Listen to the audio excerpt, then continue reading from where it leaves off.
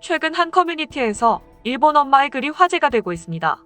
이 일본 엄마는 초등 2학년 딸의 수학 시험 문제 중 정답을 오답 처리를 했다고 트위터에 사연을 올렸는데요. 논란이 된 문제는 초콜릿 8개씩 들어있는 7봉지가 있고 봉지에 들어있지 않은 초콜릿이 17개가 더 있습니다. 그렇다면 초콜릿의 개수는 총 몇 개일까요? 입니다. 학생은 8 곱하기 7 더하기 17은 73이라고 계산해 정답을 73이라고 적었죠. 그런데 이를 채점한 교사는 아이의 풀이 밑에 이게 뭐야 라는 코멘트를 달고 아이의 풀이를 오답 처리했습니다. 아이의 답을 틀리게 처리한 것을 의아하게 생각한 학부모가 교사에게 이유를 물었고 학부모에게 돌아온 답은 곱셈을 아직 배운 적이 없기 때문에 인정하지 않는다는 것이었습니다. 아직 곱하기를 배우지 않았기 때문에 더하기를 사용해 문제를 풀어야 한다는 것입니다. 교사 입장에서 배운 대로 풀어야 하고 소위 선행학습을 인정하지 않을 수 있습니다. 하지만 이를 본 네티즌들이 화가 난 부분은 따로 있었는데요. 왜 틀렸는지 덧셈을 이용하라든지 아무런 교육적인 멘트는 없이 달랑 이거 뭐야 라고 쓴 부분이었습니다. 마치 결코 용납할 수 없다. 왜 가르치지도 않은 것을 사용하지? 가르친 대로만 해라라고 말하고 있는 듯합니다. 실제 이 글에 일본 네티즌들은 나도 초등학생 시절 배운 적이 없는 한자는 쓸 수 없기 때문에 내 이름을 한자로 쓸 수 없었다. 수업에서 배운 적이 없는 것을 사용하면 선생님에게 혼이 나고는 했다 등 자신의 비슷한 경험담을 털어놓기도 했습니다. 우리나라 학교 현장에서도 선행학습으로 골치를 앓고 있지만 가르친 것 외에는 절대 사용하지 못하게 하지는 않습니다. 일본 학생들이 반드시 허락을 받고 해야 하는 일이 또 있습니다. 일본에서 유학하는 한 한국 학생이 수업 시간에 들었던 말이라고 합니다. 교수님은 요즘 젊은이들이 회사에 입사하면 지시를 받기 전까지는 아무것도 안 해요. 여러분들은 솔선수범하는 사회인이 되도록 합시다. 그리고 수업 시간에 화장실 가는 학생들 보면 화장실 다녀오겠습니다라고 하며 다녀오는 학생이 많은데 반드시 저에게 화장실 다녀와도 되겠습니까? 라고 물어보고 가도록 하세요라고 했답니다. 회사에서는 스스로 움직이라면서 화장실 하나도 일일이 허락을 받으라는 말을 듣고 헛웃음만 나오더라며 글을 올렸습니다. 일본 사람들은 독단적으로 움직이는 것을 매우 싫어합니다. 그래서 일본 국민들을 건축물을 이루는 벽돌로 비유하는 사람도 있습니다. 놓여진 자리에 그대로 차곡차곡 가지런히 쌓인 벽돌 말입니다. 전체적인 조화를 생각해서 개인의 뜻이나 생각은 눌러야 합니다. 다른 사람에게 폐를 끼치지 마라. 질서를 지켜라. 언뜻 보면 선진문화의 모습 같습니다. 일본 초등학교에서 자전거 안전교육을 실시했는데요. 전교생을 운동장에 모아놓고 실제로 자전거와 자동차가 부딪히는 장면을 연출해 보여주었습니다. 자전거와 자동차는 서로 꽤 빠른 속도로 부딪혔고 자전거 운전자가 다치는 보통의 교통사고 모습이 그대로 아이들 앞에 노출되었습니다. 영상 속에서는 이를 지켜보는 학생들의 굳은 표정이 비춰졌습니다. 어른이 봐도 깜짝깜짝 놀랄 정도인데 어린 학생들은 오죽할까요? 어린 학생들의 정신적 충격보다 안전교육이 중요할까요? 초등학교 4학년 딸이 늦었는데 어차피 속옷은 입고 가지 말까? 라는 말을 듣고 엄마는 학교에서 체육복 속에 속옷을 착용하지 못하도록 하는 규칙이 있다는 것을 알았습니다. 학교 측에 항의했더니 이에 대한 답변으로 땀을 흘리면 몸에 한기가 든다. 땀 냄새가 난다는 것이었고 이에 대해 알게 된 일부 학부모들은 고학년 여학생에게도 속옷 착용을 금지하고 있다며 이건 성적 학대 아니냐는 강력한 항의가 나왔습니다. 일본 교육은 안전, 위생 등 교육만 있을 뿐 학생들이 받을 충격이나 성적 수치심에 대한 배려는 없어 보입니다. 학생을 위한 교육이 아니라 교육 시스템을 위한 교육만 존재한다고 볼 수 있습니다. 전쟁이 났는데 그 와중에 천막치고 학교를 운영하는 나라는 전 세계를 뒤져봐도 한국밖에 없을 것입니다. 하늘이 두 쪽 나도 학교는 가야 하는 것입니다. 적어도 이때의 배움은 사회 질서를 유지하기 위한 배움은 아니었습니다. 예전에 대학 등록금을 소판돈, 깻잎한돈이라고 했습니다. 어디 유흥업소 이름이 아니라 시골에서 힘들게 소 키우고 농사지어서 자식들 등록금을 댄 것이죠. 시골 부모님들이 질서 유지해야 하니까 자식들 대학 공부 가르쳤을까요? 대학 나오면 삼성이나 현대 같은 대기업에 취직 잘 되니 진학 상담 받으시고 대학 보내셨을까요? 우리 어른들은 항상 말합니다. 사람이란 모름지기 배워야 한다고. 청소년 범죄율 1위의 뉴욕 할렘가에서 한국식 교육으로 기적을 일으키고 있는 학교가 있습니다. 데모크라시플의 공립학교인데요. 마약과 범죄에 찌들어 있던 할렘가 아이들이 대학에 진학하기 시작했습니다. 이 공립학교에서는 한국어를 주당 4시간 들어야 졸업을 할 수 있습니다. 주당 4시간이면 국영수 정도의 비중인데요. 한국어 수업을 기반으로 한국어 교사들을 통한 한국식 교육 방식을 도입하고 있습니다.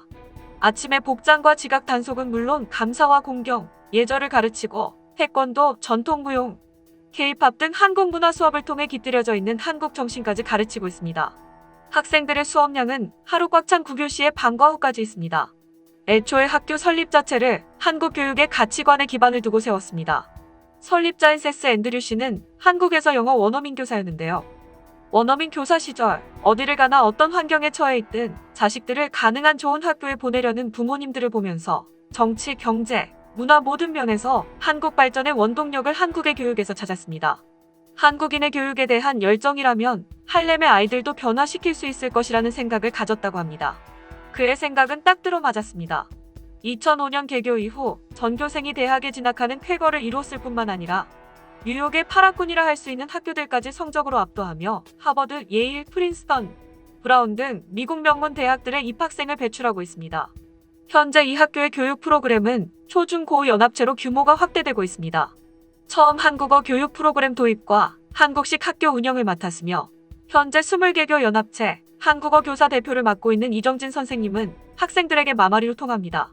자신들에게 새로운 인생을 만들어준 엄마와 같은 존재인 것이죠. 이정진 선생님은 부유하지 않은 환경에서 어머니는 저희에게 끝까지 배워야 하고 어디를 가서라도 자기 몫을 할 수 있을 만큼 항상 준비를 해야 한다고 가르치셨다고 합니다. 어려워도 배움을 놓지 않고 현재를 이룬 나의 모습이 할렘 학생들에게 귀감이 된 것 같다고 전했는데요. 이 학교의 가장 큰 행사 중에 하나는 매년 5월 열리는 한국어 거리 축제입니다. 학생들이 자발적으로 준비해서 할렘과 거리에서 한복 입기, 한국 음식 팔기, 무대 공연, 한국어 배우기 등 다양한 체험거리가 있는 지역 축제를 개최합니다. 자기 자신을 넘어 지역을 위해 다른 사람을 위해 배운 것을 더 크게 쓰고 있습니다. 거리 캠페인, 지역 봉사 등을 통해 공부해서 나만 잘 되면 그만인 것이 아니라 내가 속한 공동체를 같이 바꾸어 나갈 수 있는 힘을 키우고 있는 것입니다. 같이 발전해 나가는 원동력, 이것이 창업자인 세스 앤드류가 한국 교육을 도입하려 했던 가장 큰 이유입니다. 자신들이 원하는 사회를 유지하기 위한 구성원으로 키우는 일본 교육과는 근본적으로 다르다고 할 수 있겠는데요. 나서는 것을 좋아하지 않고 뭐 하나 결정하는 것을 두려워하는 일본인들은 모든 회의를 거쳐 결정합니다.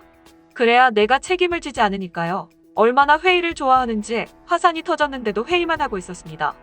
일본 도쿄도의 미하라산은 활화산으로 화산 활동이 갑자기 활발해지면서 엄청난 흔들림과 함께 화산재가 8km 상공까지 치솟고 화산탄과 용암류가 흘러내리기 시작하자 관광객과 주민들은 심각성을 파악하고 1만여 명이 항구를 향해 대피하기 시작했습니다. 화산성 지진은 계속 일어나고 설상가상으로 용암류가 방향을 급변경하여 대피하고 있는 모토마치 항구로 향하고 있었습니다. 마그마가 주변 바다와 닿으면 폭탄처럼 터져버리는 수증기 폭발이 예상되는 급박한 상황이 발생하고 있었던 것이죠. 그런데 이 비상사태에 직면한 국토성은 운수성 등 외부 부처의 담당 과장을 긴급 소집한 뒤 오랜 시간 동안 회의를 합니다. 그런데 그 회의 내용이 가관입니다. 대책본부 이름을 오오시마 재해대책본부로 해야 하는지, 미하라 화산분화 대책본부로 해야 하는지, 사고 발생 연도를 1989년을 해야 하는지, 쇼와 61년을 해야 하는지, 회의의 형식을 약식 강요회의로 해야 할지, 임시내각회의로 해야 할지였습니다. 이를 지켜본 일본 국민들은 아무런 분노도 비판도 하지 않았습니다. 지금도 외국에서 일본인에 대한 평가는 좋습니다. 같이 일하기 좋은 파트너이고 조용하고 수능적이고 맞장구도 잘 쳐주고 예의 바르게 행동하니까요. 상대에 대한 예의를 차린다는 것은 나도 그만큼 그 예의를 받고 싶다는 것입니다. 상대방의 무례를 견뎌낼 만큼의 내공이 없고 내가 상처받기 쉬우니까 상대도 당연히 그럴 것이라 생각하고 예를 다해 대하는 것입니다. 반면 한국인에 대한 평가는 정열적이고 스마트하고 에너지 넘치나 자기 주장이 강해 무례하게 보일 때도 있다라는 말도 있습니다. 하지만 로봇이 아닌 이상 왜 자기 생각이나 주장, 하고 싶은 것이 없겠습니까? 자꾸 그렇게 누르다 보면 언젠가는 터지게 되어 있습니다. 마이니치 신문의 22일 보도에 따르면 일본 문부과학성은 2019년 일본 경찰이 파악한 집단 따돌림 사건 발생 수는 61만 2,496건으로 역대 최대치를 기록했다고 합니다. 전국 학교 82%에서 이즘에 신고를 받았다고 보도했는데요. 2003년부터 이즘에 대한 대책을 마련해 시행하고 있으나 줄기는커녕 매년 급증하고 있는 것이죠. 이 밖에도 은둔형 외톨이, 사형 선고까지 내려지는 청소년 범죄, 해마다 기록 경신 중인 청소년 자살률 등 결국 터져버린 상처들이 곳곳에서 나타나고 있습니다. 물론 우리나라 학생들의 아픔과 상처도 만만치 않습니다. 하지만 적어도 우리 사회는 학생들을, 국민들을 국가 체제 유지의 수단으로 생각하지는 않습니다. 그렇게 하게 놔둘 국민들도 아니고요. 현 정권이 어떤 잘못을 해도 거기에 대한 생각이 있는 건지, 알면서도 참는 건지, 시위 하나 비판 하나 없이 속으로 곰고 있는 일본보다 오늘도 살벌한 댓글이 달리고 서로 욕하고 자기 이야기하느라 여념없는 우리나라가 훨씬 건강하고 희망이 있다고 생각합니다. 끝까지 시청해주셔서 감사합니다. 도움이 되셨다면 좋아요를, 다른 이야기도 궁금하시면 구독을 눌러주세요.